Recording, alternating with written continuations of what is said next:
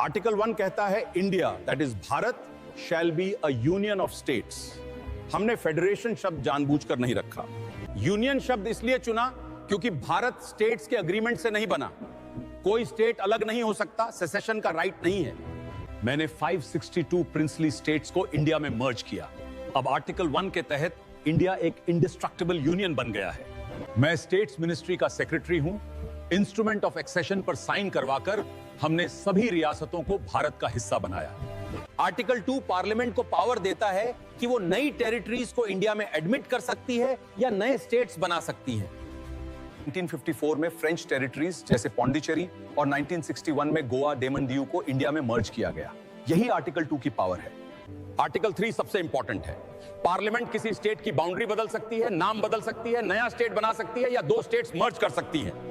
Article 3 के तहत कोई भी बिल प्रेसिडेंट पहले कंसर्न स्टेट की असेंबली को भेजेंगे, उनकी राय लेंगे, लेकिन पार्लियामेंट उस राय से बाउंड नहीं है। मैं पोट्टी श्रीरामुलु हूं। मैं तेलुगु स्पीकिंग पीपल के लिए अलग स्टेट की मांग में फास्ट कर रहा हूं। 58 दिन के बाद मेरी जान चली जाएगी। पोट्टी श्रीरामुलु की डेथ के बाद लिंग्विस्टिक स्टेट्स की मांग तेज हो गई। 1953 में आंध्रा भारत का पहला लिंग्विस्टिक स्टेट बना, मद्रास से अलग होकर। मैं फजल अली हूं, स्टेट्स रीऑर्गेनाइजेशन कमीशन का चेयरमैन। 1955 में हमने रिपोर्ट दी कि इंडिया को लैंग्वेज के बेस पर रीऑर्गेनाइज किया जाए। मैं गोविंद बल्लभ पंत हूं, होम मिनिस्टर। 1956 के स्टेट्स रीऑर्गेनाइजेशन एक्ट से इंडिया में 14 स्टेट्स और 6 यूनियन टेरिटरीज बनाए गए।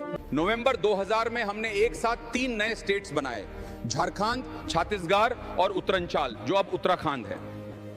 2014 में आंध्र प्रदेश को डिवाइड करके तेलंगाना बनाया गया।